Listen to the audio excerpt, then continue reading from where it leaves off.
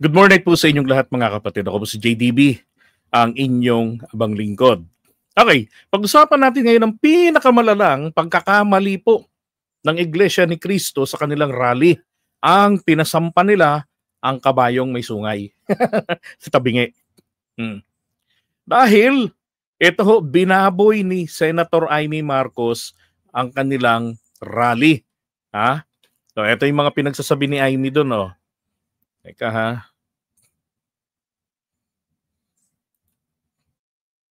Sa House of Representatives. At ngayon, ay kasama ko pa sa Senate of the Philippines. Ang aking kaibigan, ang aking kumare, Senator Amy Marcos. Napakahirap po ang pumunta, tumayo, at magsalita sa inyong harapan. Pero noon pa Tagang bangag yata hinihingal na magsalita eh. Parang napakahirap. Hindi ka naman dumaan sa todong pila. alam kong walang madali kapag ikaw ay Marcos. Nanginginig ako at ang aking boses. Hindi Kami rin nanginginig din kami sa gigil sa'yo. dahil ako ay natatakot sa inyo, kundi dahil nalulungkot po ako. Ipagpaumanhin ninyo kung sa gitna ng pagsasalita ko, ako'y hihinga dahil sa bigat ng aking kalooban. Pero hindi yan ang dapat kong ihingi ng paumanhin. Hindi yan ang kasalanan ko sa bayan na dapat ihingi ko ng tawad. Narito po ako dahil sa tawag ng Iglesia ni Cristo para sa transparency, accountability at hustisya. At dahil sa tawag ng sarili kong konsensya, bilang senador, bilang kapatid, bilang Pilipino. Bata pa lamang kami ni Bongbong. Alam na ng buong pamilya ang problema sa kanya. Sa totoo lang, mababasa naman ng lahat ang mga testimonya ng aking ama patungkol sa kanyang ugali at gawain. Noon, dahil may tatay pa kami, hindi ko pa siya responsibilidad. Noong tumatanda, ay mas naging nakakabahala. Naalala ko kasi, nga pala, no, bago malimutan, hindi ako nakapag-live niyan eh. May nakarating sa akin noon na mayroong mga senador na paakyatin doon sa rally. Supposed to be day 1 yan. Yung paakyatin doon sa mga rally. Ngayon pala, nangyari, naging installment. Si Marcoleta nung una, tapos sumunod, ito naman si Amy. Diba? Akala ko pa naman nga kung sino eh. Ang inaasahan ko nga po dito, may isa pa silang hindi nilitaw. Yung witness. Meron pa silang witness na pasasampahin dyan. So inaasahan ko nga, iyon ay si Gutesa. Kaya nga sa mga comments ko sa FB, sabi ko, pwede naman sana kasi nga inuulan na kayo. Hindi ko lang masabi na wala sa inyo panig ng Diyos. Kaya pinaliliguan kayo ng ulan para magsiuwi kahit makaramdam naman. Pwede naman kayo doon sa arena. At doon nyo, dalhin yung mga miyembro na magkakasya. Lahat iobliga na manood sa mga TV nila, sa mga cellphone. Maghapon hanggang gabi. Di ba? Wala nga alis ng bahay. At lahat kailangan mag-like and share. Tapos naka-live stream din kasama ang media. Di ba? So makakarating din sa gobyerno at sa taong bayan. Tapos, sabi ko, meron kayong senador na pasasampahin. Dito na. Meron kayong testigo daw sa flood control na project, sa flood control scam na yan, na pasasampahin din. Di doon na. Kaya lang, hanggang senador lang, naputol na.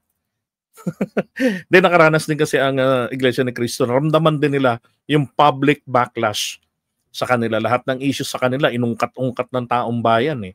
Diba? Siyempre, malaking epekto nun sa recruitment.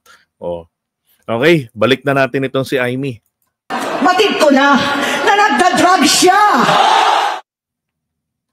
Grabe Palakpakan naman yung mga IAS. Naalaman ko at ng pamilya. Naalaman ng pamilya. Seryoso ito. Minsan, kami ng Presidential Guard at Metro Gompa ang naglilinis tuwing nagpa-party po sila. Nabuhay kaming magkakapatid sa ibang bansa. Kami-kami lang. Kinumbinsi ko pa si Bongbong, pakasalan mo na si Lisa. Naisip ko noon, kapag nag-asawa siya, malalagay na sa tahimik at magkakaroon ng direksyon. Ito pala diktador eh. Ito pala diktador. Ang laki ng pagkakamali ko. Mas lumala ang kanyang pagkalulong sa droga. Dahil parehas pala silang mag-asawa. Grabe ano. Alam niyo, dapat ito hindi ito pinalalagpas ni ni PBBM tumaga nitong pinagsasabi ni Amy. No, kailangan niyang ilatag yung kanyang mga pruweba. Hindi porke pamilya. Kasi bansa ang sinisira ni Amy rito. Buong bansa to, buong mundo mapipick up ito. Yan ang talagang layunin ng mga ganitong paninira. Masira ang reputasyon ng Pilipinas.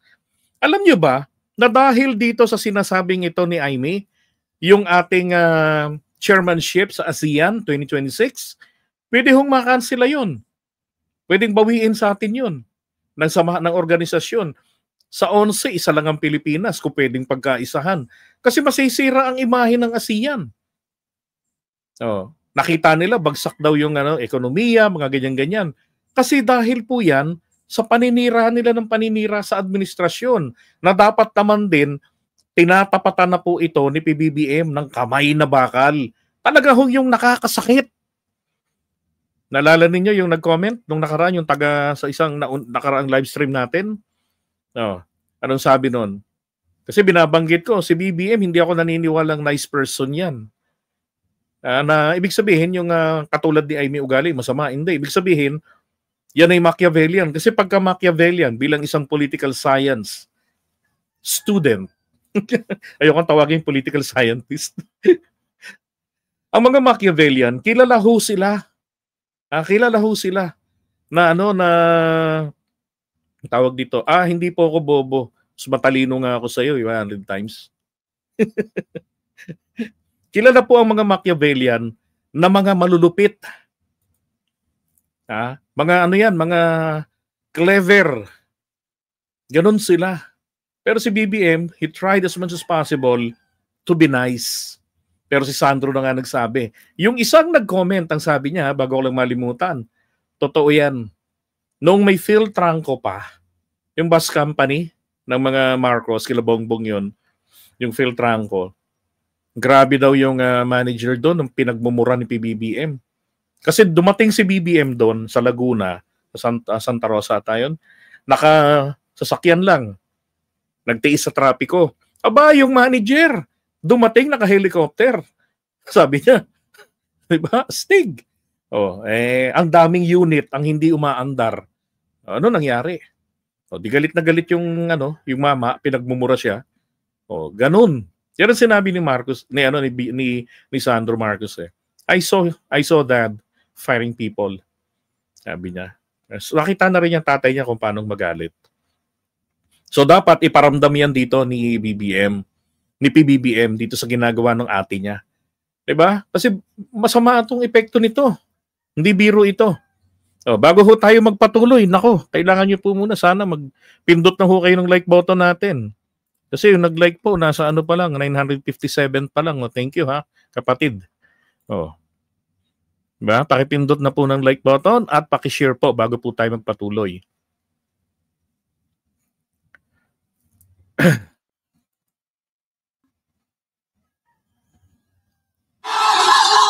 Naging gobernador siya ng Ilocos. Alam ng mga tao doon na halos hindi siya pumapasok. Tuwing kukumprontahin ko siya, ay nagsasabi siyang magbabago na siya. Aalisin na niya ang bisyo. Hanggang sa may nagsumpong na naman sa akin na sa paggising pa lang sa umaga, kasabay ng almusal, marijuana pala. Sabay ganun. Ganun na timing. Grabe, no? Biglang pumasok sa utak ko si Wake and Bake. Tsaka si Digong. Ba't di niya kinukundina yun, Publicly. Pinopost pa talaga yung pagwe-wake and bake ni Kitty, tapos si Digong umamin publicly. Presidente na nagchochongke to keep him awake sa Malacanang. O sige, sabihin na lang natin ha, granting for the sake of the argument. Kasi nung panahon ng mga 80s, 70s, yan ang mga tinitira ng mga anak ng mayaman, chongke, 2 joints. Alam ni Yorme yan. Ang problema dito, kung si BBM, si PBBM, si F. Eliza Marcos ay nagdodroga kahit presidente na. Yun ang problema rito. 'Di ba? Pero kung yung nakaraan, sabihin na nating nakaraan 'yan. Pero hindi ko maisip paano nag-scout ranger. Tsaka isa pa. Sabihin natin, ginagawa niya 'yan, no? Ginagawa nilang magkakapatid nung panahon na kabataan nila. Dahil nga naman 'di ba? Para silang mga prinsesa noon. Easy go lucky. Pero nung isa na lang ang kidney mo, hindi mo na magagawa yan. Or else, maaga kang mag-evaporate. Di ba? Pero dito sa banat ni Amy rito, dumaang dating dito. Hanggang ngayon, ginagawa ni PBBM walang ibang tao sa Malacanang. Ay nako, loko-loko to si Amy.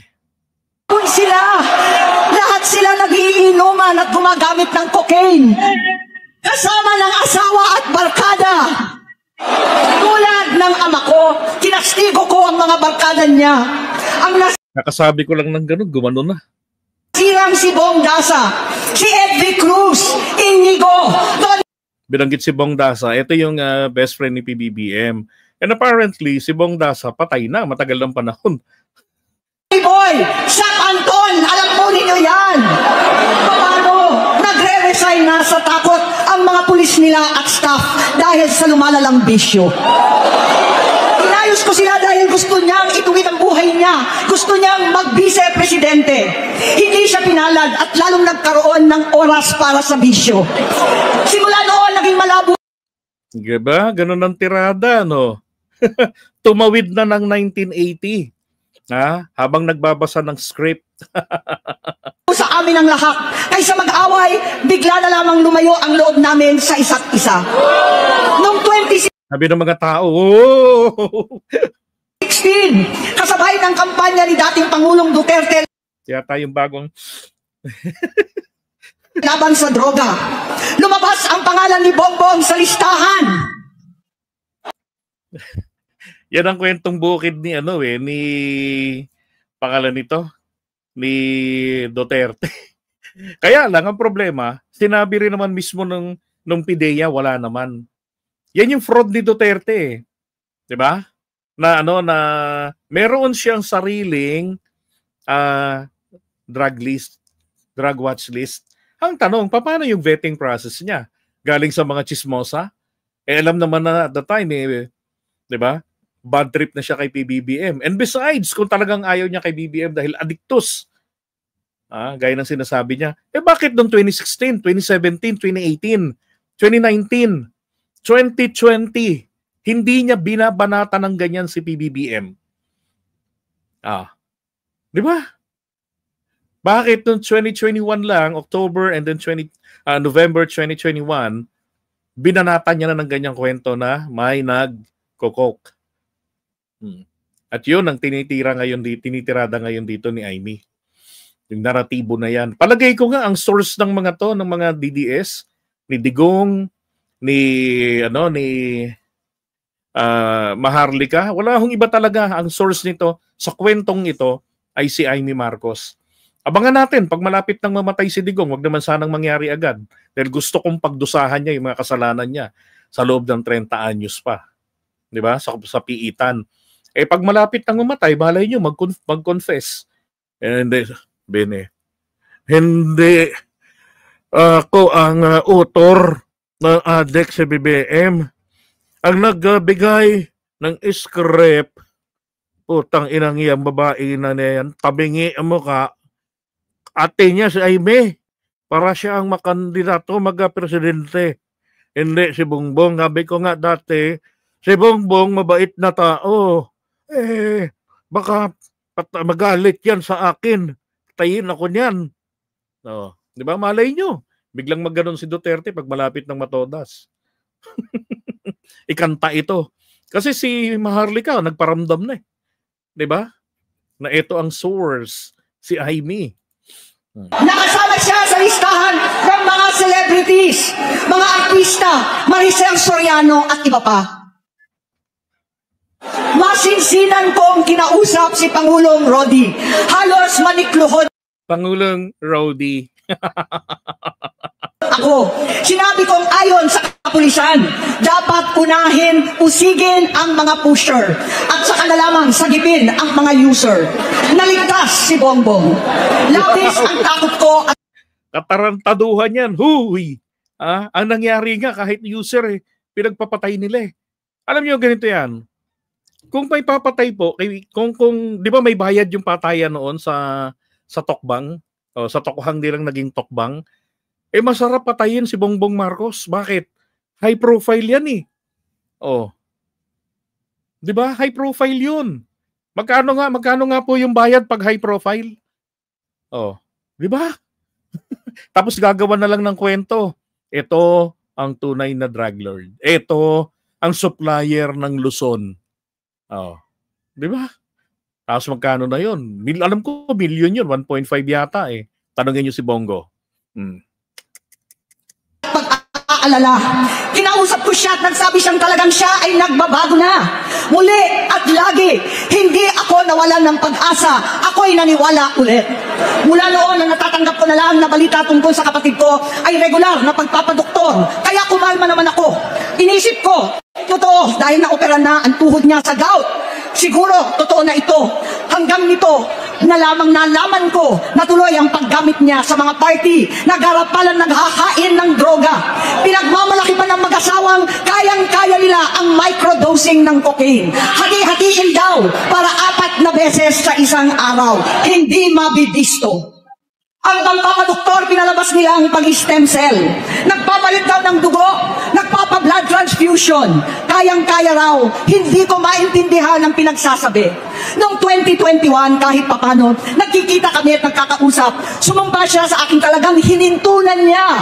Naniwala ako kasi sabi niya gusto niyang tumakbo. Ang sabi ko, tutulong ako sa abot ng aking makakaya. Ipinakilala ko si Bongbong kay Inday. Naging magkatandem sila. Pagkatapos noon ay biglang hindi na niya ako ulit kilala. Kalokohan! Kalokohan na ini. Ilang beses na laging nakikita sa kampanya magkakasama kayo eh. Oh, lagi kaming bumubuntot. 'Di ba? Tapos isa ka sa mga tumutulong kumakausap doon, kumbaga parang advance party doon sa mga LGU.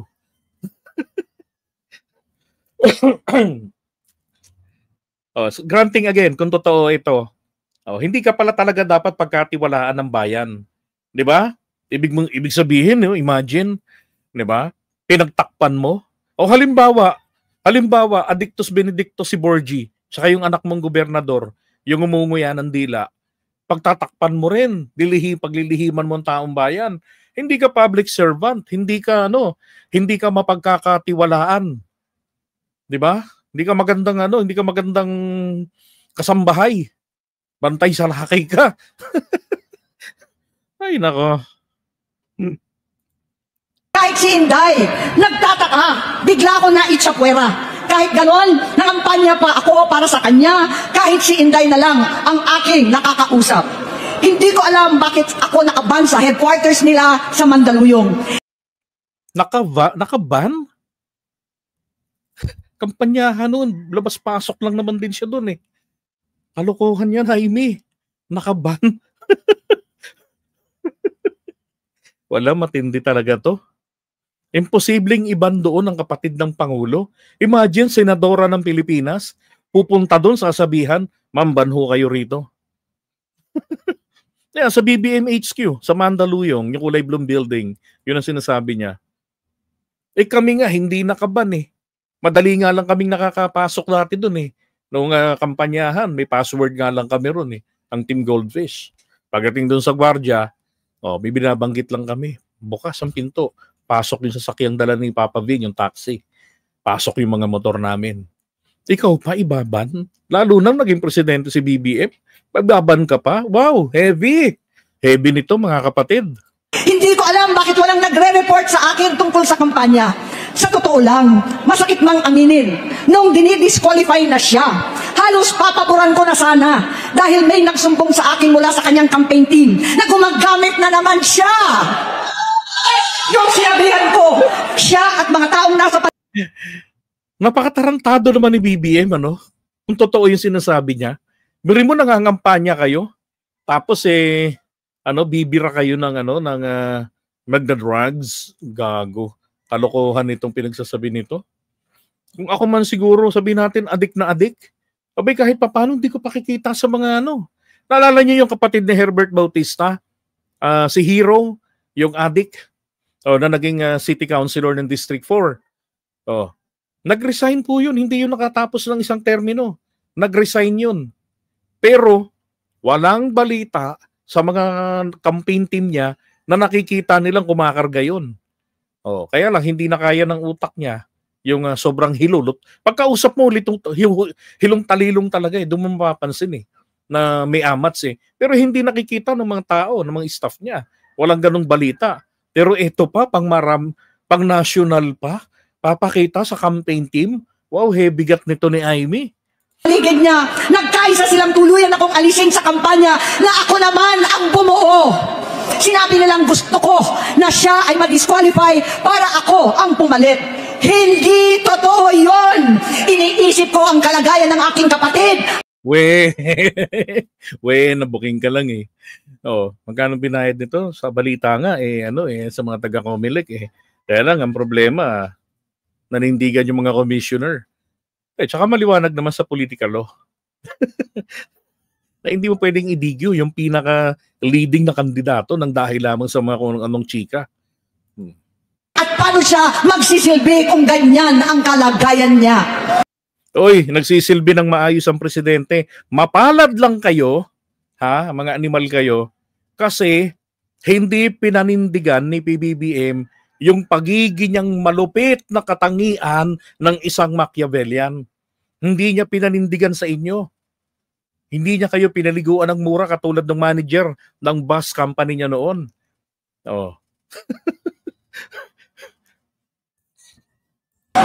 Kaya umabuso Dapat hindi nagbago si PBBM dahil sana yung taong bayan sa estilo ni Digong. 'Di ba? Na malupit. Tapos ang galing sa tatay niya. Na malupit, sabi nila, diktador. So hinahanap po ng taong bayan yun. Yung maladiktador na sistema. Yung magdidisiplina sa taong bayan. Kaso biglang ang lamyan ni PBBM Kaya etong mga destabilizers, nawili, yun pala. Meron palang itim na ahas, hindi ho pala puti. Diba? Si Amy pala. Ang nasa likod. Pero pinapalating sa akin na hindi siya lulong at minsan na lamang tuwing nagpa-party. Hindi ko maipaliwanag bakit gusto kong maniwala at hindi mawalan ng pag-asa. Noong nanalo siya, naging pinakamalayo na kami sa isa't isa. Maliban sa opisyal na tagpuan at kapag pumupunta yung nanay namin, hindi ako sumama sa loob ng 3 taon dyan sa Malacanang. Dahil lang sinungaling si Amy. Sinungaling ang aling ito. Ilan na bang pictures ang nagkalat, di ba? Nagpupunta siya ng Malacanang. Pag meron silang yung mga senador kasama, pumupunta siya doon, kasama siya. 3 taon? Wow. Nasaan kaya lumilipad ang utak nito ni Amy sa mga oras na yan? Nasa planet Mars? Walang Malacanang doon. tara na doon ang inuman, ang paggamit nila ng cocaine at mga bawal na gamot. Hindi ba nila nakikita, naririnig, kakaiba na siya magsalita, hindi na maintindihan kung ano-ano na ang sinasabi at wala na sa sarili. Nagtatago sa kabaitan niya ang pang-aabuso niya sa droga at nagbunga na ito ng mga nakakapinsalang maling desisyon. Babanggitin niya dyan kung ano yung mga desisyon na tama naman. Diba? Alam niyo yung nagkakabuhol-buhol yung dila. Sinerch ko dati yan kasi may nagsabi na yung nagkakabuhol-buhol yung pagsasalita, ganun. No? Yan daw po ay isang palatandaan, i-research nyo. Yung mga nag-psychology rito, Sa mga psychiatrist, yan daw po ay palatandaan ng isang matalinong tao na yung at the same time ay multiple information ang pinaprocess ng isip niya. Ang problema po natin, hindi kaya ng bibig natin na sabay-sabay itong ilabas. At ang nangyayari, nagkakasabay-sabay yung nasa isip niya, hindi niya tuloy agad ma-process kasi kinakailangang i-tame natin yung dila natin. Kung aling information ang sasabihin natin, kailangan nating i-tame yan, yung ating isipan para masabi ng maayos. Nung nagtuturo ko sa pre-call center training ko dati sa TESTA, ganun din. Ang sinasabi ko sa kanila kasi nangyayari talaga yan. Palatandaan yan ng isang, stuttering, tama. Palatandaan yan ng isang matalinong tao. Maliban na lang kung talagang may diferensya. Bago magsalita, iba na yun. Diba? May physiological issue na yun. Pero yung normal na tao, tapos ganyan, sa harap ng pressure, palatandaan ng matalino yan. Ganyan nga ako eh. Hinayaan niyang kumilos ang mga nakapalibot sa kanya. Yung mga umaastang presidente habang nilululong siya ng mga ito. Hindi na kami nagkausap. Sa harap ng publiko, pinipilit kong magmukha kaming maayos. Pero wala na kaming koneksyon. Hindi ko hinihiling na maunawaan ninyo ako, lahat kayo. Sa palagay ko, ang makakaunawa lamang sa akin ay ang mga pamilyang may pinagdaanan sa adiksyon, sa inom, sa sugal, sa alak, sa bisyo, higit sa lahat, sa droga. Pag hindi ko siya nakakasama, buong aking loob na ipasok sa institusyon, ipagamot, iparihab ko na yan. Pero tuwing maghaharap kami noon, hindi kaya ng aking kalooban na gawin yon. Tuwing magsasabi siya sa akin na magbabago na siya, hindi ko siya kayang tiisin. Hindi ko kayang ipagkait sa kanyang pagkakataon at pagbabakasakali, umaasa ako at laging nananalangin na sana, oo nga, nagbago na siya. Hanggang dumating ang 2024 at 2025, yung vision niya na ang dahilan ng pagbahak ng korupsyon, kawalang direksyon at maling-maling mga desisyon. Walang accountability, wala nang hustisya. Hindi na niya alam ang nangyayari. Hindi na pinapaalam sa kanya ang mga pangyayari. Sinamantala ng mga ito ang paggamit ka ng droga. Tinangkam na nila ang kaban ng bayan habang ang mga dating tumatawag sa amin ng magnanakaw ay nakakita ng pagkakataon sirain ang lahat. Nagagamit na nila si Bongbong para sirain si Inday. Itinutulak pa nila si Bongbong at ang bayan sa bangin para umastang tagapagligtas. Mula sa pag-tribor at pagpapahamak kay VP Inday, sa confidential funds na kung tutuusin ang galing naman sa opisina ng Pangulo, hanggang sa pagpadukot sa dating Pangulong Duterte para itapo na lamang sa ibang bansa. Ang kabaitan ni Bongbong ay naging kalupitan. So, yung pagkonsinti ho sa mali, anong tawag ni Amy doon?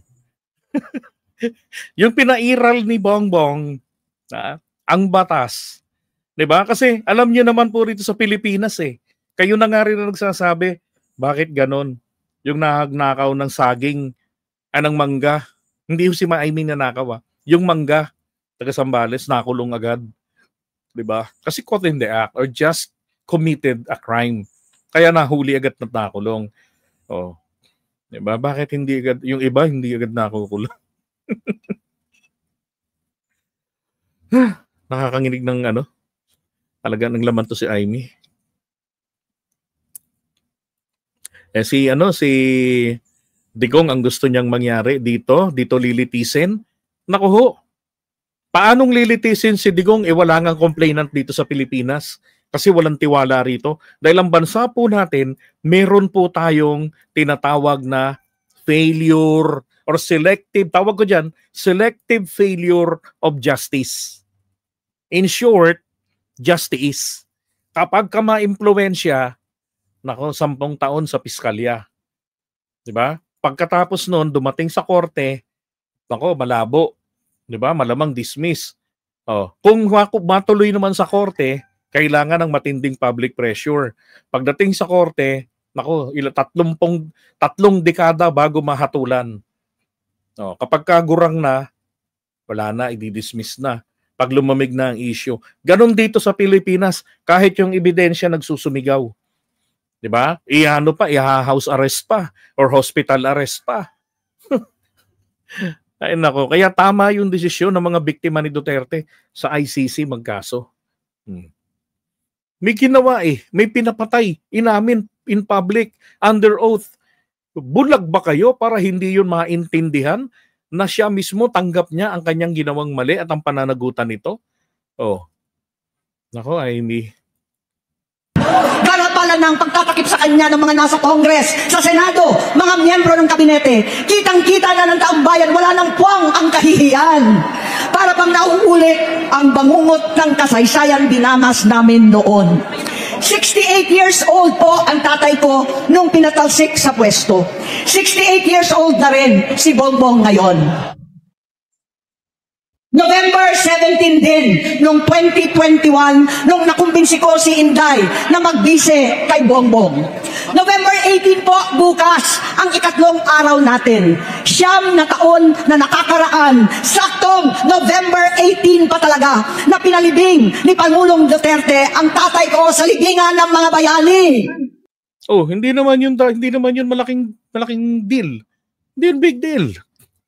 'Di ba? Obligasyon ng lahat ng mga naging pangulo o ng mga pangulo ng bansa na kapag mayroong nauna sa kanya na pangulo rin dati, namatay, obligasyon niyang siguraduhin ito'y malilibing sa libingan ng mga bayani kung iyon ang kanilang hangarin. Nagkataon, 'di ba? Hindi isinagawa ni Pinoy dahil ang dami pang mga petition noon na kung sino-sino. Pagdating ni Duterte, wala na, final na yun Ano gagawin niya? 'Di ba? At saka yun ay campaign promise niya. Putragis, kahit man lang yun, 'di ba? Natupad niya. Yung mag-jet ski, hindi nga niya ginawa. Joke lang pala. Pati yung corruption, joke lang din pala. Ano problema doon, Amy? Obligasyon niya yun. Hindi yan dapat tanawin ng utang na loob. Sapagkat may batas. Ang utang na loob na dapat tanawin ay walang nagko-compel sa iyo para gawin ito. Pero gumawa ka ng pabor sa kapwa mo. You extend your hand or you do an extra mile. 'Di ba? Yun ang dapat tanawin ng utang na loob. Pero yan, bayad si Duterte. Bayad si Digong dyan sa ginawa niyang yan. Sumahod yan bilang Pangulo ng Pilipinas na may obligasyon na siguraduhin na yan ay sa katuparan. At obligasyon ng pamilya Marcos na sundin kung ano ang terms na pagkasunduan doon sa Korte Suprema, na palihim, na ito'y ililibing, walang grand parade. Lahat yun, pati oras, sinunod nila yun. Yun lang pinagtatatalakan mo, Amy, pero hindi ka napipiko, nahuhukayin ng bangkay ng tatay mo. Nakakahiya naman sa mga Marcos loyalists, no? Na nagagalit doon. Pero ikaw, ay, Diyos Maria Josep. Sabog yata talaga to sa Botox Halo-halo na ang aking nararamdaman, pero alam kong ito ang dulo at hangganan ng aking pagtitiis at pananahimik. Hindi na tayo mananahimik! Tapos, pagkatapos ng salita niya nito, inanunsyo, wala na, tapos na yung rally. Dahil nalaman kong pati ang mga anak niya ay nagdodroga na. Ayan na. Kinasusuklaman ko pa ang pag-alok ng mag-inang si Sandro ng droga ang aking mga anak at iba pang mga kamag-anak. Yan ang... Putang ina. Ay, grabe ha. Grabe to ha. So, si F. Eliza, parang ganito. Wala akong mangko rito Parang ganito lang, no? Nandito, may jampong. Kapito Diba, nandiyan mapinsan, no? Mapamangkins. Cook muna. Sigot-sigot muna tayo. Halika na. Sandro, alokin mo mga pinsan mo. Upo kayo. Kakarga tayo ngayon. Ganon? Tangina, hanep, Amy Alam niyo, wala pa. Ito lang wala pong adik. May mga kapitbahay akong adik. May pusher pa nga Tinanong ko, kapag kayo ba bumabatak, nagtatawag ba kayo ng katropa? Ng kapwa nyo adik? Kung hindi, no? Sabi nung isa sa akin, no? Yung tagatapon ko ng basura. Nagtatapon dito yun pag walang pang ganun. Uy, patapon ka ng basura. Sabi ko, Timang, walang basura, naunahan ka ng babae. Yun na, kuya, gusto mo, lilinisin ko tong garahian mo, tsaka tong alaga mo, linisin ko eh. Makakuha lang akong basura. Kailangan lang talaga. Alam ko na kailangan nun eh. Ay, karga ka na naman. Pag magdodroga kayo ko. Di, kaya bangkain talaga, hindi ko na kaya eh. Ulcer pala. Sabi ko sa'yo, may tanong ako sa'yo. Ano yun? Sagutin mo ako ng tapat. Pagka ikaw ba kumakarga? Hindi, no? Pag tigilan mo ako, nahuli ka namin sa bahay ninyo, kako, nung gabi, pati yung tinupi mong kutsara, umaming ka na. Tanong ko lang sa'yo, hindi kita pabubulis. Pag ikaw ba kumakarga, nagtatawag ka? Sabi nyo, gutong na, hindi, no? Ba't ipagtatawag ko pa? Sabi niya, akin na lang yun, suluhin ko yun. Solve na solve ako doon. Ba't ako magtatawag? Kung marami kang supply, tatabi ko yung iba. Bakit ko tatawag yun? Hirap kumita ng pambili. Baka naman sabihin ni Aimee, hindi sa kanila, kaya naman ganun, pinangaan lang kasi maraming supply, mayaman. Kaya nga po mga kapatid, sana sumang-ayon kayo sa akin. Bigyan natin ng public pressure yung mga anak ni Aimee. Si Imelda, si Irene. Lalo yung mga anak ni Aimee, magsalita kayo. Borgie, yuhu! Borgie! Magsalita kayo. Tsaka yung anak mo, yung kapatid mong governor, tsaka si attorney. Diba? Magsalita kayo. Inalok ba talaga kayo ng droga? Parang cornic lang. Diba?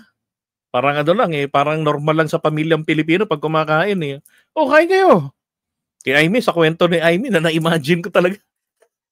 Nagdadrugs no? Hindi ko alam kung ginagawa pang nag-cocaine eh. Ano ba yung sinusubo, ganon? Halika, subuhan kita. Halika rito, drugs muna tayo. Coke muna tayo. Inday! Yung katulong. Day, halika rito. Subuhan mo yan. Ganon? Animal. Ay nako, Aimee. Horrible to. Sabi niya, dahil sa paninira niya na amin niya din na si Diggs ang nagde-decide para ipapatay. Tama, di ba? When emotion is high, intelligence is low. Lalo lang niyang inimplicate si Digong. Nga, no? Tama ka doon. Miss Jasmine, thank you ha. Sa pamasko. Yari ka ngayon, Aimee. Yari ka sa mga DDS. Ang hindi ko na mapapalampas. Sa loob ng halos 4 na dekada, wala akong... May tanong lang ako mga kapatid. Bakit, granting for the sake of the argument, totoo yung sinasabi ni Aimee. Bakit kaya hindi siya nag-claim na inalok siya? Hindi niyo ba napansin sa mga nakapanood na nito kagabi? Hindi niyo ba naisip yun? Bakit kung sino-sino sinasabi nilang inalok? Pati mga anak niya inalok. Bakit si Aimee hindi inalok? Baka hindi tumanggi. Mamaya. Ibang pinangarap, kundi maipakita sa sambayanan na hindi kami masamang tao. Hindi masama ang pamilya Marcos. Ikaw lang. ikaw lang. Gusto kong... Hindi, alam nyo kasi, tinitira niya yung mga anak ni BBM. Hindi ba nag-aaral sa abroad yung mga yun? So kung nag-aaral yung mga yun sa abroad, kailan yung nag-drugs? No mga edad 5 taon, 10 taon, ganon? Grabe naman, napaka-record breaking nun. Di ba? Yung mga anak ni Bongbong Marcos, si PBBM, ni Attorney Liza Marcos, ng First Lady natin, nagdadrugs, ganun kababata. Napakawalang kwentang pamilya naman pagka ganyan. Diba? Dito lang makikita mo tama si akala ko ako lang meron din pala nakaisip noon eh. Diba? Bakit hindi inalok si Aimee? Biro ko nga baka hindi tatanggi. baka magbabalot pa. Pang take home. Ibangon ng dangal ng aking ama. Sa pamamagitan ng nagpagtatrabaho para sa bayan, sinikap kong maging mabuting gobernador. Tinatawan. Tigilan mo ako, mabuting gobernador. Kinanamo yung pera ng tobacco excise tax. Oh. Anong ginawa niya ron sa 64 million tobacco excise tax? Ang ginawa niya ron, hindi niya sinunod yung guidelines. Parang confidential fund yon. May guidelines. Ibig sabihin, pwede mong gastusin pero hindi pwedeng ayon sa trip mo. Anong ginawa niya? Ginamit niya sa mga pet projects niya. Bumili siya ng mga China-made na sasakyan na Photon. Kesyo yun daw yung pang mga gamit ng mga tobacco farmers, panghakot ng mga produkto nila. May mga barangay, siguro mga katropa yung mga punong barangay, wala namang taniman doon ng tabako sa lugar nila. Bakit meron? Di ba? Nagkaroon pa nga ng congressional investigation noon eh. Hindi siya nagpakita doon, ang nakulong doon sa Kongreso na contempt. Yung mga kawani ng provincial government na pinadalo niya, tapos siya hindi dumalo. Sinong itinuro niya doon na salarin kung ba't hindi siya dumalo? Utos daw yun or advice daw ni PBBM sa kanya na wag daluhan yung congressional hearing. Pwede ba yun? Congressman dati si PBBM. 'Di ba? Di parang sinabi niya, bastusin mo 'yan. Langiya ka, I mean, naaalala ko pa yun, 20 yun, 18 ata yun. Langiya. Mabuting gobernador. Charot. Kamusta naman kaya yung mga tobacco farmers? Pinalitan mo ba yung pera nila? Binalik mo ba? Bilyonarya ka, hindi mo naman naisip na nagkamali pala. Alam mo ko ako ang public servant, nakagawa ko ng ganyang maling paggastos ng pera ng bayan, tapos sinabihan ako ng COA na meron kang disallowance. Ibabalik mo. Ibabalik ko talaga. Di ba? Para tapos ang issue, nagkamali ko eh. Sa laki ba naman ng sahod ko naman? Kung ang ibabalik ko lang naman, 64 million lang, ang sweldo ko 150,000. Bilang gobernador, gasino yun. Di ba? Dinatulungan ko pa yung taong bayan. Senador, hindi ako halos magpapahinga para makapag-iwan sana ng legasiya na kapag sinabing Marcos, nabawi na namin ang tingin sa nakaraan. Nabawi nyo naman eh. Kaya lang ngayon nilubog mo. Ngunit nilubog mo, patunay na mayroong baliw sa pamilyang Marcos. kagustuhan kong maging responsableng anak. Matupad ang pangako ko sa akin. Responsableng anak? Anong ginawa mo? Nangagaw ka ng asawa. Ni P1. Alam mo, kung pangarap mo maging responsableng anak, dapat kabilang doon iisipin mo na yung pamilya na crush mo may anak din na maaapektuhan sa kalandian at kalibugan mo. Diba? Tama po. Ama, nabigo akong maging mabuting kapatid. Naging mahina ako kay Bongbong sa kapulisan at sundalo sa lahat ng mga leader at tagapagpatupad ng batas. Siya ang Pangulo natin ngayon. Sinabi ko kung anong kalagayan niya ngayon. Tulungan niyo akong mapabuti ang kanyang kalagayan. Tulungan niyo akong matulungan siya. Hindi niya ako kalaban. Ang kalaban niya ay ang sarili niya. At nadadamay ang bansa sa laban na yan. Bilang senador at lingkod bayan, batid ko ang mga problema at gaya ng bayan, alam ko rin ano ang solusyon. Sa pagkakawatak-watak, patuloy na pamumulitika, pagnanasa sa kapangyarihan ng mga talunan naman, kaguluhan sa Mindanao, alanganing gyera sa China at Estados Unidos, kawalang pananagutan sa flood control scam. Duterte narratives pro-China. Well, so many times, di ba? Na-explain ko na yan. Kapag ka nagkaroon ng digmaan ng dalawang bansa, Taiwan, China, kahit sabihin pa natin neutral, kahit itaboy pa natin ang mga Amerikano, pati yung mga tisoy, kahit pati yung mga ipinaglihi sa mga Amerikano, idamay na rin natin, pati yung may crush sa mga Amerikano at Amerikana. Pati damay na natin, pati yung mga nagpapablanti ng buhok, alisin natin sa Pilipinas, damay pa rin tayo dyan. Engot ka ba? Mag-aral ka ng geopolitics, Senator Amy Marcos. Dahil Sa kasamaang palad, ang location ng Pilipinas, pinaka-gate tayo ng isa sa mga mahalagang karagatan sa paoras na yan. Actually, ng 2 karagatan. Kapag nakapasok ang digmaan, kakailanganin ng mga Amerikanong mapasok ang South China Sea. No. Pag hinarang natin sila, sasakupin lang nila tayo. Kaya natin sila. Kapag yung mga Chinese naman, syempre, ayaw nila na yung mga Amerikano makapasok sa South China Sea. Sapagkat ang makakontrol ng South China Sea ay meron ng 85 to 90% chance of winning. Hindi gugustuhin ng China ang bakbakan sa mainland. Dahil marami sa kanilang matotodas at malaking pinsala, dekada na naman ang aabutin para sila makabangon. Hindi nila gugustuhin yung kaya as much as possible, dalhin agad nila ang digmaan sa Pacific Ocean. And to do that, they need access. Hindi po sapat yung sa pagitan ng Batanes at ng Taiwan, yung Bashi Channel, nakakapiranggot ilang kilometro lang.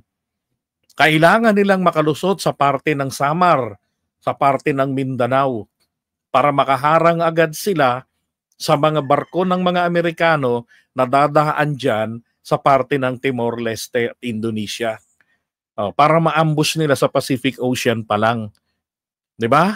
Ganun ka-importante ang location natin. Alin lang sa dalawa?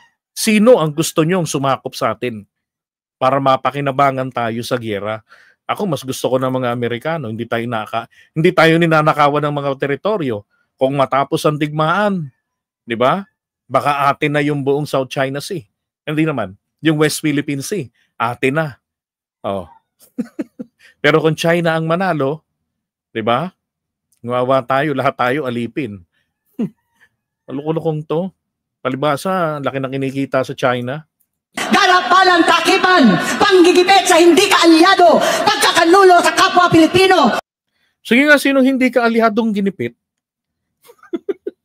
Pagdakip sa dating Pangulong matanda't may sakit upang ihagis lamang sa bansang dayuhan.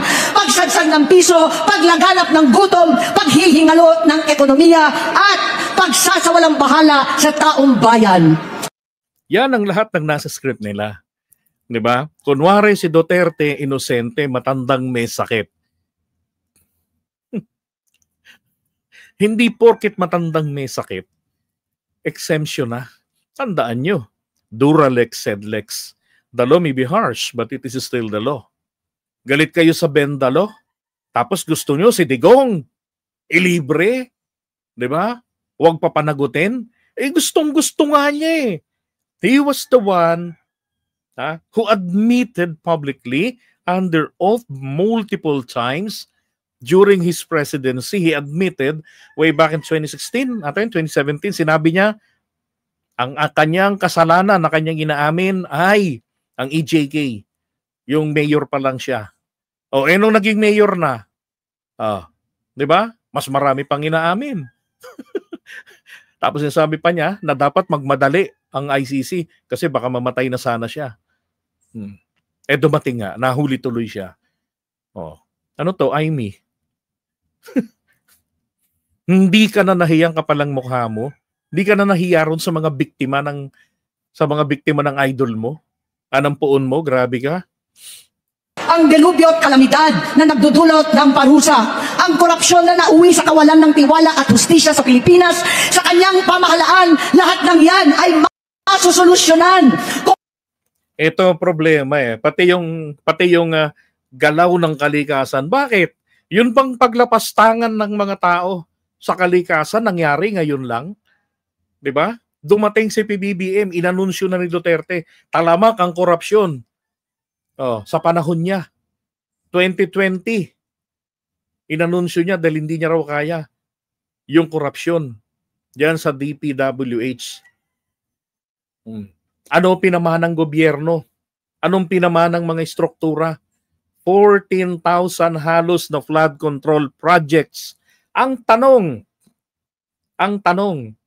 totoo kaya yung 14,000 na yon? Nasaan kaya yung mga yon? Nag-i-exist ba talaga lahat yon? yung 14,000 flood control projects. Ang dami nun. Oh. 'Di ba? Wala siyang ginawang ganitong aksyon ng mag-investigate na ICI, 'di ba? Wala, may napakulong. Nasaan na kaya? Yung mga kuto, walang big time na ginawang, 'di ba? Anong nangyari? Chinismis lang. Hindi nga kayang pangalanan ni Greco Belgica. Yung mga inimbestigahan niya. Oh, para lang masabing, hindi, may inimbestigahan kami. Hindi, kumusta naman? 'Di ba si Duterte nagsalita. Sino mga binanggit? Kontraktor ba? Hindi ho. Mga kongresista nakalaban sa politika. Pero may pinakulong ba na mga politiko? Wala. Oh. Isisisi mo. Minana yun ni BBM. Oh. Hindi lang agad na-aksyonan niya ng 3 taon dahil kupal etong si Bonoan. Na dapat siya yung umaksyon dyan. Siya yung DPWH Secretary. Na busy ang Pangulo sa pagpopromote ng ekonomiya ng bansa. Dahil ang minana natin ay bumabangon pa lamang mula sa pandemic na nabaon sa ilang trilyong utang yun ni Digong? 7. 'Di ba? Hindi birong utang yun. Wala pong pinamana si Duterte na napakagandang ekonomiya, kagaguhan yun. Sige nga, anong naitatag ni Duterte noon na nag-generate ng income para sa kabanang bayan ng Pilipinas? Wala. Oh. Pandemic na nga lang, patay ang ekonomiya, patay, 'di ba? Walang puro ayuda tayo. Pagkalaki-laki ng nautang, talamak ang korupsyon. O gamot na lang ng tao para maligtas ang buhay, pinagkakitaan pa. Pinasukan pa tayo rito ng pogo. O, kamusta naman ang resulta? Sinong luminis? Pangina, Amy, para kang tanga na talaga dyan, ha? Baka bagong singhot ka, bago sumampa. Ikaw, aking kapatid, magsaayos ng iyong sariling kalusugan. Kapag humupa ang ingay sa politika, sino kaya mukhang healthy sa kanilang dalawa? Di ba? Si BBM normal, hindi naman tumatabingi yung ilong. hindi naman baliw-baliw. Kapag umuwi na kami sa aming pamilya, hindi bilang senador. Ito na yung BBM resign na hindi niya po binanggit ng diretsahan. Kundi bilang ate, bilang si Manang Amy ni Bonget. Kaya itong sasabihin sa harap ng taong bayan, sa harap ninyong lahat at sa harap ni Bongbong. Bonget, magta-3 taon na tayong hindi nagkakausap. Wala kang kwentang kausap. Nagkikita kayo sa Malacanang. Eto pa. Naisip niyo ba ito mga kapatids? Ha? Hindi ba kada linggo meron silang yung family day, 'di ba? Ang tanong, Amy, nasaan ka? Nagpupunta ka ba? 'Di ba? Nagpapakita ka ba doon?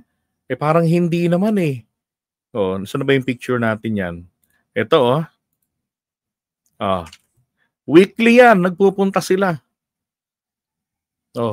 Andun yung ibang mga Marcos member, di ba? Mga pamilya Romualdez nagpupunta. Ilang mga pictures yun, pinupost nila. Kasalanan na ni Amy, ba't di siya nagpupunta? Pagkakataon para makausap si Bongbong. Para makausap si Bonget. Si Utoy. Di ba? Si Adeng. Bakit hindi niya ginagawa?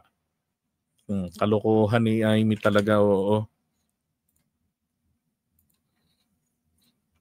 Taon ko nang sinusubukan muli na ako'y pakinggan.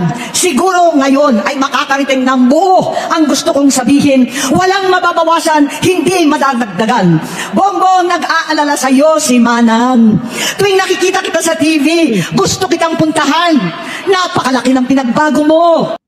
Tama ho kayo dyan, Aaron Villarreal. Naghukay siya ng sarili niyang libingan sa kanyang political career. Ito ngayon pa lang, kakantsawan ko na ang boboto uli kay Amy ng mga Marcos loyalist. Wala kayong pinag-iba. Mga wala kayong kwenta para sa taong bayan, sa kapakanan ng bayan natin. Kayong mga boboto muli sa 2028 kay Amy, uulitin ko, mga wala kayong kwenta na mga loyalista, mga wala kayong kwentang Pilipino. Inulit yung ginawa nyo nitong 2025 na binoto nyo si Aimee dahil alam kong nabayaran kayo. May mga binabaan sa inyo. Lalo niya yun sa parte ng Caloocan.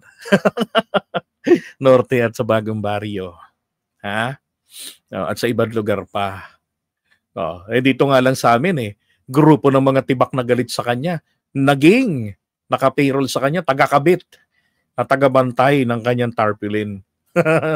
Yung grupo ng Akbayan at grupo ng Gabriela. Pero sabi nila, sayang ang bayad. Pwede na to. Pero hindi namin yan kinakampanya, hindi rin naman namin yan iboboto. Ganon kayaman. Di ba?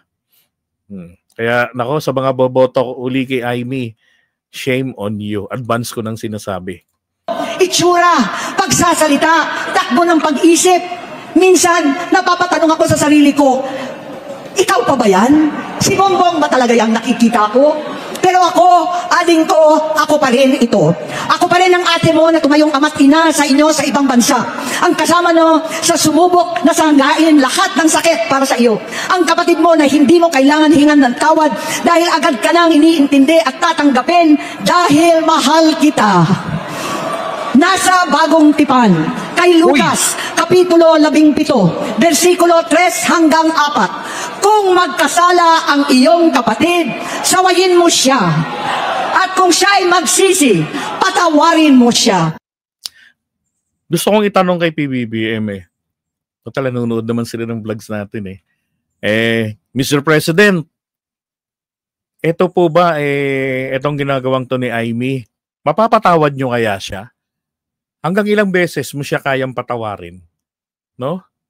Binalik ko lang yung tanong. Kasi sabi ni Aimee, papatawarin naman daw niya Pero may kondisyon. Ang gusto ni Aimee, mag-resign si BBM. Nandito na siya sa punto ng BBM resign part ng kanyang script. Hindi niya lang kayang isigaw kasi magagalit yung mga INC sa likod niya. Kaya dinaan niya sa ganito. Na pangungumbinse.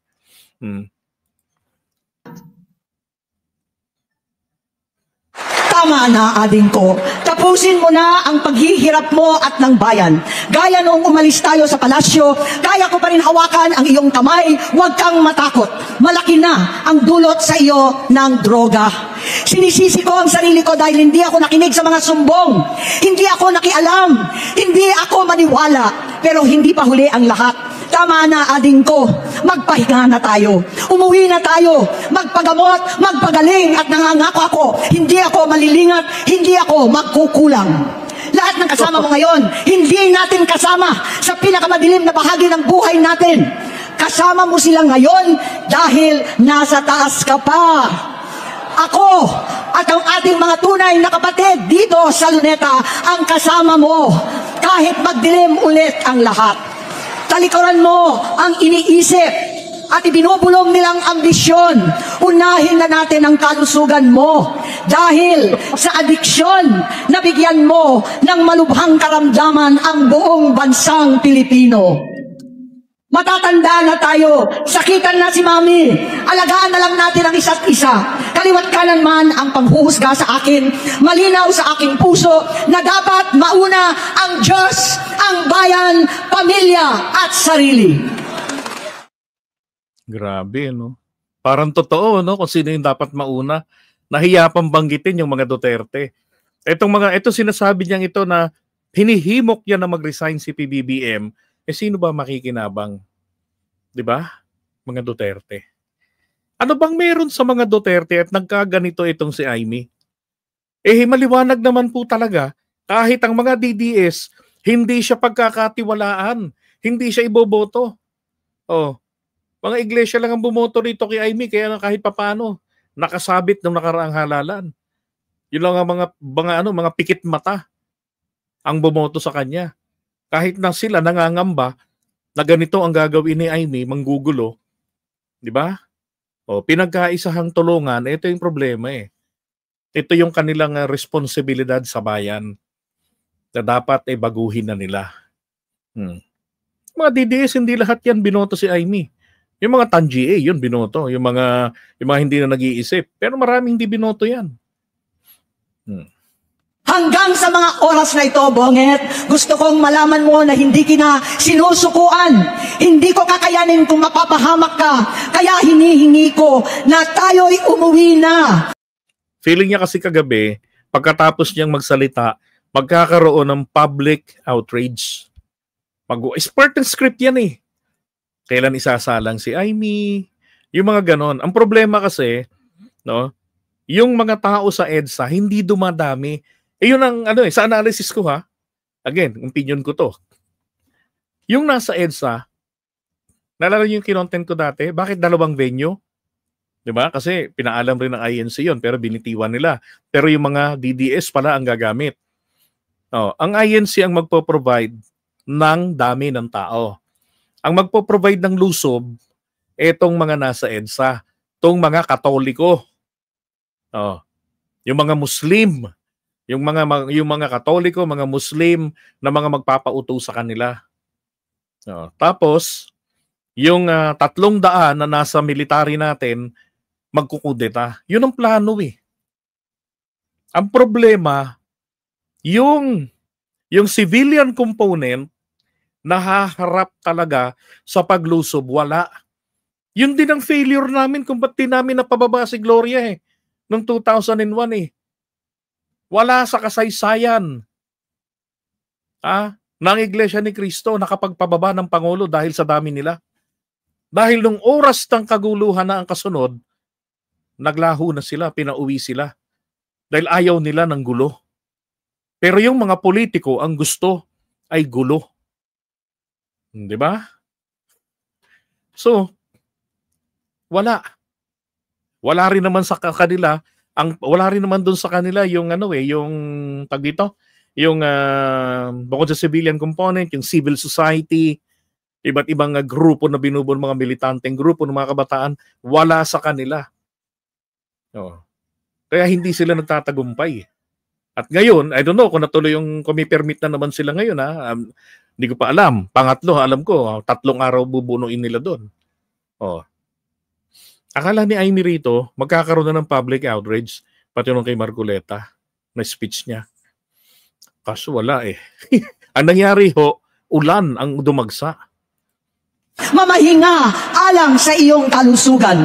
Kaya ko mabigo at mawala sa iyo ang posisyon, pero hindi ko kayang mawala ka sa amin. Ayusin mo ang sarili mo. Magpagamot, alisin ang droga sa iyong sistema. Wala akong ibang gusto, kundi gumaling ka, malampasan natin ito muli. Dahil wala akong ibang hinahangad bilang ate, kundi maging masaya ka, maging ligtas sa panganib, malusog, matagumpay sa buhay. Itama ang mali, labanan ang adiksyon, at ako hindi kailanman aalis sa iyong tabi. Susuporta at hindi titigil manalangin kasama ninyo dito sa Luneta at sa buong mundo. Wow, bongga. Hindi aalis. This is what I'm sure this is what's gonna happen in case PBBM resigned. Iimbentohan yan ng mga peking kaso. Lahat ng problema sa flood control, yung mga sangkot dyan talaga, libre na yan. Ang ang mga bababad dyan sa kulungan at pasasaluhin nila ng lahat ng responsibilidad dyan, si Martin Romualdez, na isa pang loko-lokong nagpabaya sa Kongreso. Wala sanang ganitong sakit ng ulo kung di nagpabaya si Martin eh. Hindi ko sinabing nangikbak si Martin sabi ko nagpabaya. Okay? Isa sa inaasahan ni PBBM. Diba? Ngayon, may sakit sila ng ulo. Kakasuhan yan si PBBM. Tanim kaso katulad kay Leila de Lima. Ang tanong, sasama ba si Amy sa kulungan? Yan na, si Amy na ang magja-justify na mga kapatid, daanin po natin sa proseso.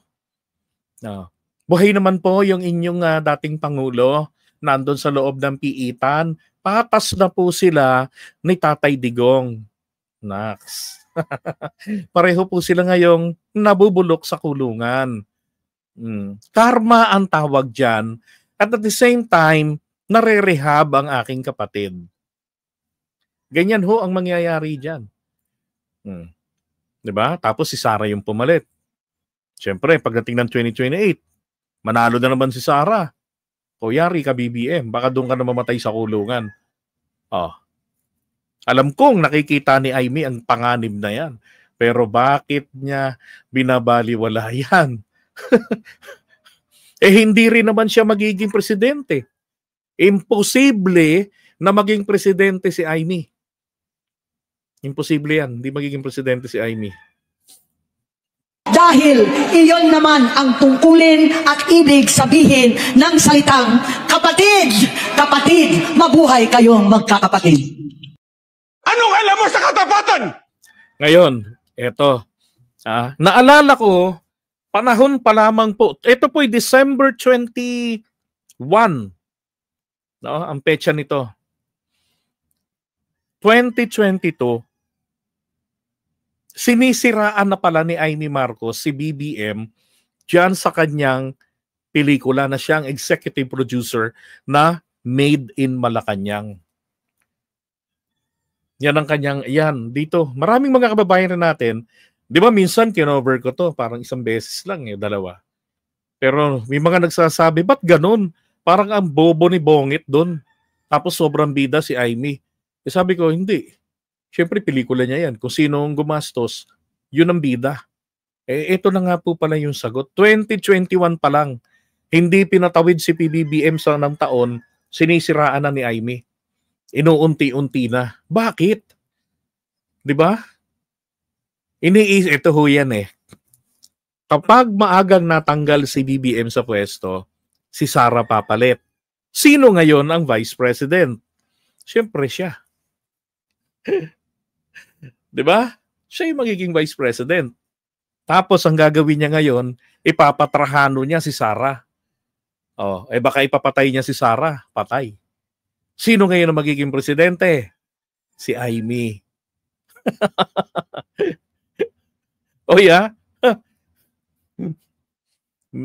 Nahatulan si Aimee sa kasong pagpatay nung araw. Kay Archimedes Trajano. At natuwa nga ako kay Benji Contreras kasi na-post niya yung justice for Trajano dahil hindi magawa ng mga Marcos loyalist yan na aminin na may ganyang kabalbalan si Aimee na siya ay nahatulan, di ba? Sa kasong pagpatay kay Archimedes Trajano. Pero nagawa ni Benji Contreras na ma-post yan. So, tignan nyo to. Ha? Gayong palagi kang nagpa-party, palagi kang wala, palagi kang nasa club. Kaysa sumama ka sa amin ng mami mo sa mga gawain sa gobyerno. Bakit?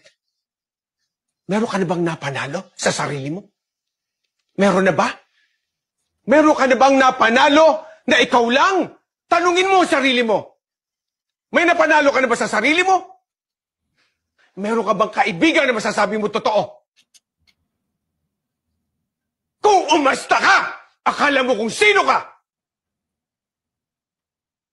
Yang mga kaibigan mo sa ibang bansa, kaya sumasama sa iyan dahil alam nila na ikaw ay anak ng isang presidente. Kaya sumasama sa iyan, ipasok mo yan sa tuktok mo. Dad, yung mga kaibigan ko sa ibang bansa, hindi nila alam na anak ko ng presidente. Kaya nga po, ayoko may pagkaibigan dito kasi... Mismo!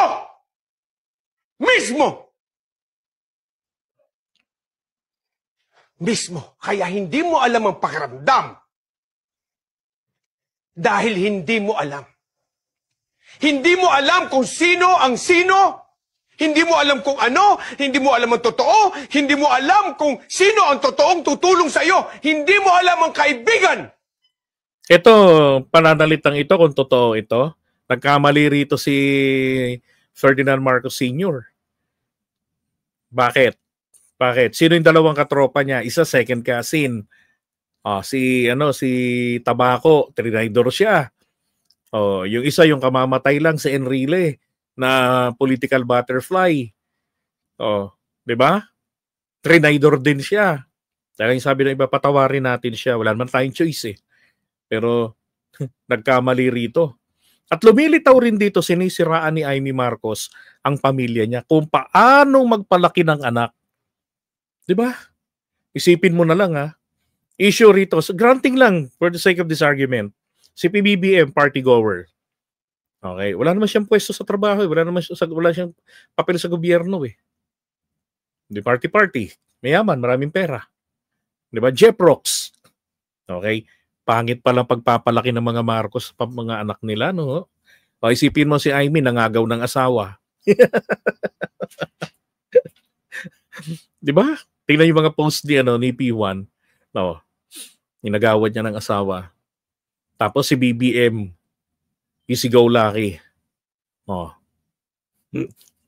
Si Amy, merong ilang posisyon ang hawak nito ni Amy. Pati yung sa parang MTRCB, hawak niya rin dati. Plus meron pa siyang isang posisyon. Pero mas gusto niya sa film. Oh. Yung pagkamatay ng Trajano, question lang siya doon, nagtanong lang yun eh. Parang sa meeting yata ng kabataang barangay. Ano nangyari? Ayon doon sa balita. Mababasa niyo sa Wikipedia yan. Anong ginawa? Pinakaladkad sa kanyang mga bodyguards. Tapos, nung makita muli, ayun, patay na. 'Di ba? Alam niyo, adik lang makakagawa ng ganun. Dito maraming nagulat eh. Kaya ho nangyari, yung sumunod dito, yung sequel nito, hindi na ho kumita yun sa totoo lang. Ang nangyari na doon, nagbibigay na sila ng pera sa mga vloggers para mag-content, kumbaga pa-premyo, pambibigay ng ticket. Kasi may patakaran ng SM Cinema na kailangan bago mag-alas 6 ng gabi. Magkano yun? 25,000 na o 20,000 na ang isang pelikula. Kapag hindi pa kumikita ng ganon, tatanggalin sila at ang ipapalit kung alin ang kalaban niya sa araw na yan na kumikita. So para masiguro, nag-aabono na pamigay. I-research niyo yung Archimedes Trajano.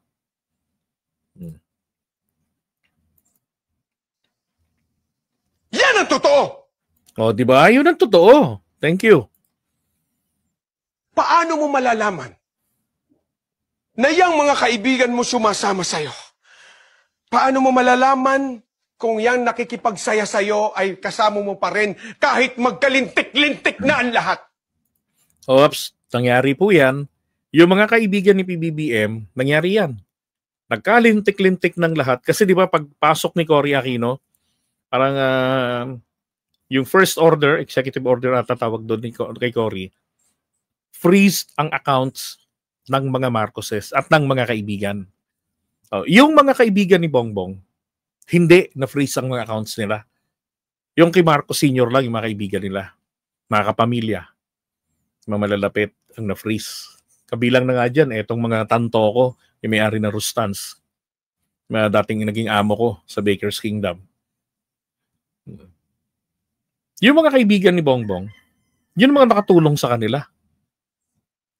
Katulad ditong isang paboritong tirahin ng isang grupo ng mga vloggers, BBM vloggers din, yung asawa ni Don Solweta. 'Di ba? Sabi resigned na kick out na, natanggal na. Ilang meeting na nagdaan recently kasama ni PBBM. At hindi siya katulad ni Bongo na talagang, 'di ba? Kulang na lang pati pagpapalit ng brief ng presidente makikita siya eh. Siya hindi. Hindi nawala kay PBBM yung kanyang mga kaibigan. Kaya sabi ko, nung pinapanood ko to, kung may si Saplag Dameo, kung may pagkakamali dito, may pagkakamali dito sa eksenang ito, si Marcos Sr. Kasi yung mga kaibigan niya, yun, trinidor siya. Diba? Hindi naman lahat, may mga nanatiling tapat. Pero ang masaklap kasi, pag yung circle of friends mo, may trumaydor sa'yo, nako po, lahat damay-damay. And that what happened to him. Ang resulta, kick out silang lahat sa Pilipinas.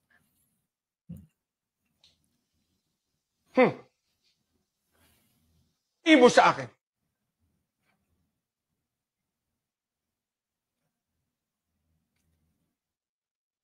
'Di ba?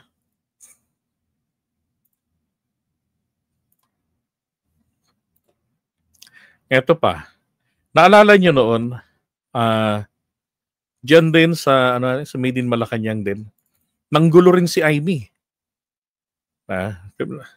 Doon sa ano, sa kasal ni Irene.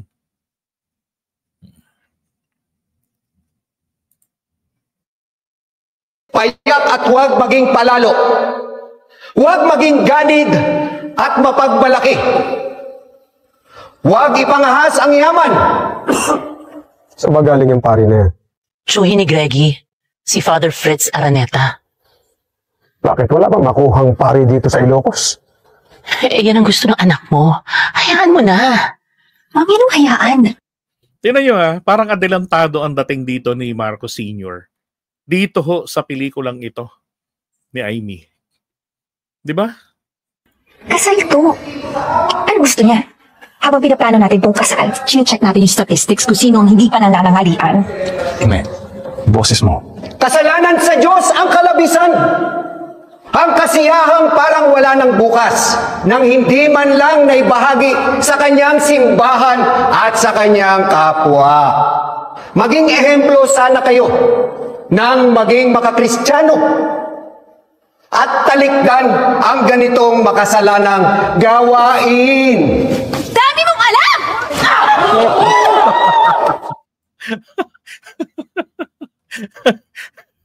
Di ba? So, yung nambato doon, yan ay si Amy. Ngayon, kung hindi ka bangag sa mga oras na yan, sa kasal ng kapatid mo, di ba? Magagawa mo bang guluhin, batuhin ng pare? Oh. Ay, nako.